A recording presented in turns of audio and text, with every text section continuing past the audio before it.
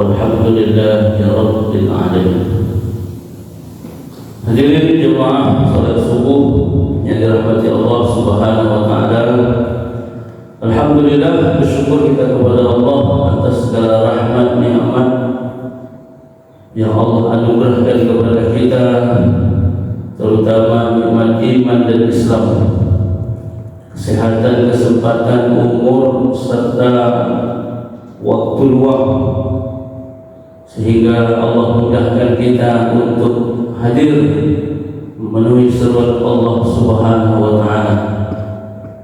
Sungguhnya orang-orang beriman itu apabila diserukan dari Allah dan Rasul-Nya terhadap suatu perkara yang sudah ditetapkan kepada mereka, maka orang beriman tadi mengatakan sami'na wa ata'na. Mereka mengatakan kami mendengar ya Allah, kami mendengar ya Rasul, kami taat ya Allah, kami taat ya Rasul. Maka kata Allah, mereka itulah orang-orang yang beruntung. Orang yang mentaati Allah dan Rasul-Nya, kemudian takut kepada Allah dan bertakwa kepada Allah, maka mereka itulah orang-orang yang menang. Hadirin jemaah-jemaah yang dirahmati Allah Subhanahu wa taala. Kata Nabi, "Man shalla subha fi jamaah," siapa salat subuh secara berjamaah, maka annama qama laila kullaha, seperti mereka itu mengerjakan salat sepanjang malam. Lau ya'lamu fil atamati wa subhi la tawhuma walau habwa, seandainya manusia itu mengetahui keutamaan salat isya dan salat subuh berjamaah, maka mereka akan mendatanginya walaupun dengan merangkak. Maka alhamdulillah kita hari ini masih diberikan kesehatan, kuat kaki kita, sehat badan kita, maka kita gunakan untuk bersujud kepada Allah Subhanahu wa taala. Mudah-mudahan kita menjadi hamba-hamba yang pandai bersyukur. Amin Allahumma amin. Salawat dan salam senantiasa tercurahkan buat junjungan kita Nabi Muhammad sallallahu alaihi wasallam. Allahumma shalli ala sayyidina Muhammad wa ala alihi wa ashabihi ajma'in. Assalamualaikum ya Rasulullah. Hadirin rahmat Allah Subhanahu wa taala, ini saya membacakan surat An-Nisa ayat ke-29. A'udzu billahi minasyaitonir rajim. Bismillahirrahmanirrahim. Ya ayyuhalladzina amanu la ta'kulu amwalakum bainakum bil batil illa an takuna tijaratan an taradin minkum wa la taqtulu anfusakum innallaha kana bikum rahima. Ya ayyuhalladzina amanu, wahai orang-orang yang beriman. Apa suruhan Allah kepada orang yang beriman tersebut? La ta'kulu, janganlah kalian memakan amwalakum bainakum, memakan harta sesamamu bil batil, dengan cara yang batil, cara yang diharapkan tidak dibenarkan dalam Islam. Illa an takuna tijaratan an taradin minkum, kecuali harta itu diperoleh melalui yang namanya tijarah, perdagangan, bisnis, jual beli yang sifatnya dibenarkan dalam Islam. Artinya jangan sampai memperoleh harta dengan cara-cara yang diharapkan oleh Allah Subhanahu wa taala, seperti dengan cara menipu, cara mencuri, merampas, korupsi, suap menyuap, ya. Maka itu dilarang di dalam Islam. Maka tegas, orang beriman kepada Allah dilarang untuk mendapatkan harta dengan cara-cara yang tidak dibenarkan, kecuali kalau harta tadi diperoleh dengan tijarah, Tijarahnya juga ada syarat antara minkum, kecuali perniagaan itu, perdagangan itu dengan prinsip taradin minkum, suka sama suka, ridho sama ridho. Tak boleh juga berbisnis dengan mengancam, dengan memaksa, dan sebagainya. Harus prinsipnya suka sama suka. Kemudian kata Allah, wala taqtulu anfusakum, janganlah kalian membunuh diri kalian.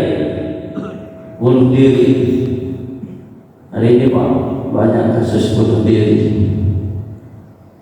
Mungkin banyak penyebabnya, bisa jadi itu karena faktor ekonomi tadi.